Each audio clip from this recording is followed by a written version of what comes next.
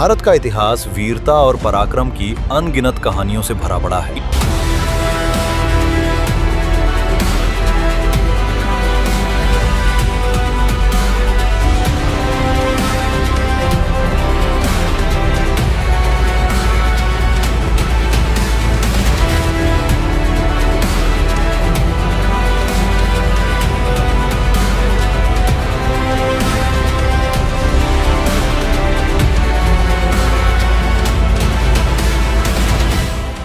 इन्हीं में एक महान नाम है सम्राट पृथ्वीराज चौहान का, जिनकी गाथा आज भी गूंजती है। अजमेर और दिल्ली को अपनी राजधानी बनाकर इस युवा सम्राट ने ऐसी धाक जमाई कि उनका नाम सुनते ही दुश्मनों के दिल कांप उठते थे। वे केवल तलवार और भाले के धनी नहीं थे, बल्कि ज्ञान, गणित, दर्शन और कई भाषाओं में भी माहिर थे। उनकी सबसे बड़ी कला शब्द भेदी बाण चलाने की थी, जिसमें वे बिना देखे सिर्फ आवाज के आधार पर लक्ष्य भेद सकते थे। पृथ्वीराज का जन्म 1166 में सोमेश्वर चौहान और रानी कर्पूरी देवी के घर हुआ। बचपन से ही उनमें असाधारण प्रतिभा दिखाई देने लगी थी। वे इतिहास, गणित, चिकित्सा, युद्ध कला और दर्शन जैसे विषयों में निपुण थे। कहा जाता है कि कम उम्र में ही उनकी तीरंदाजी इतनी सटीक थी कि बड़े बड़े योद्धा भी उनका मुकाबला नहीं कर पाते थे। उनकी निडरता का अंदाजा इसी बात से लगाया जाता है कि युवावस्था में उन्होंने एक शेर का सामना बिना हथियार के किया और उसे परास्त कर दिया, लेकिन जीवन ने जल्दी ही उन्हें जिम्मेदारियों के बोझ तले ला खड़ा किया। मात्र 11 वर्ष की उम्र में पिता के निधन के बाद उन्हें राजगद्दी संभालनी पड़ी। ये समय बहुत कठिन था, क्योंकि उनकी कम उम्र का फायदा उठाकर उनके अपने ही सरदार और रिश्तेदार विद्रोह करने लगे। इस संकट की घड़ी में उनकी मां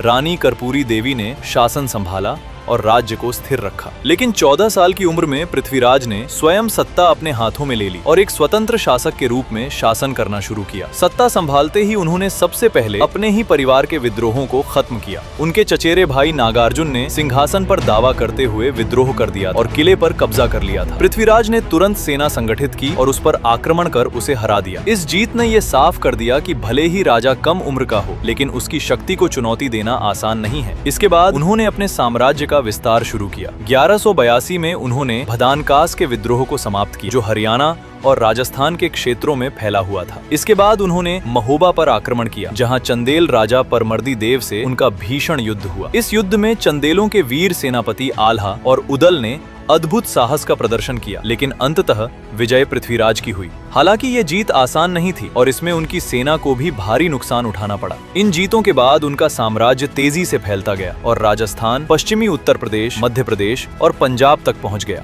दिल्ली पहले से ही उनके नियंत्रण में थी, जिसे उन्होंने अपनी दूसरी राजधानी बनाया और वहां किला राय पिथौरा का निर्माण करवाया। इससे उनकी शक्ति और भी मजबूत हो गई। इसी दौरान कन्नौज के राजा जयचंद के साथ उनकी दुश्मनी भी बढ़ती गई। दोनों के बीच सत्ता और प्रतिष्ठा को लेकर संघर्ष था। कहा जाता है कि जयचंद की बेटी संयोगिता पृथ्वीराज के शौर्य से प्रभावित होकर उनसे प्रेम करने लगी थी। जयचंद ने इस रिश्ते का विरोध किया और एक भव्य स्वयंवर का आयोजन किया, जिसमें पृथ्वीराज को आमंत्रित नहीं किया गया। इतना ही नहीं, उनका अपमान करने के लिए उनकी एक मूर्ति को द्वारपाल के रूप में खड़ा किया गया। स्वयंवर के दिन संयोगिता ने सभी राजाओं को नजरअंदाज करते हुए उसी मूर्ति को वरमाला पहनाई। तभी पृथ्वीराज वहां गुप्त रूप से पहुंचे और संयोगिता को अपने साथ ले गए। हालांकि कई इतिहासकार इस कथा को काल्पनिक मानते हैं, लेकिन ये कहानी लोक कथाओं में आज भी जीवित है। उधर पश्चिम से मोहम्मद गौरी का खतरा तेजी से बढ़ रहा था। उसका उद्देश्य केवल लूटपाट नहीं, बल्कि भारत में स्थायी शासन स्थापित करना था। उसने पहले गुजरात पर आक्रमण किया, लेकिन वहां उसे हार का सामना करना पड़ा। इसके बाद उसने अपनी रणनीति बदली और उत्तर भारत की ओर बढ़ा। उसने सिंध, पेशावर, सियालकोट और लाहौर पर कब्जा कर लिया और धीरे धीरे अपनी शक्ति बढ़ाता गया। 1191 में उसने भटिंडा के किले पर कब्जा कर लिया, जो सीधे तौर पर पृथ्वीराज के लिए चुनौती थी। इसके जवाब में पृथ्वीराज ने एक विशाल सेना तैयार की और तराइन के मैदान में उसका सामना किया। ये पहला तराइन का युद्ध था, जिसमें पृथ्वीराज ने अपनी वीरता और रणनीति से गौरी को बुरी तरह पराजित किया। उनके हाथियों और सैनिकों की ताकत के सामने गौरी की सेना टिक नहीं पाई और उसे भागना पड़ा। लेकिन इस जीत के बाद पृथ्वीराज ने एक बड़ी रणनीतिक गलती की। उन्होंने भागते हुए दुश्मन का पीछा नहीं किया और उसे जीवित छोड़ दिया। पृथ्वीराज चौहान का अंत आज भी इतिहासकारों के बीच विवाद का विषय है। कुछ मानते हैं कि वे युद्ध भूमि में ही वीर गति को प्राप्त हुए, जबकि कुछ के अनुसार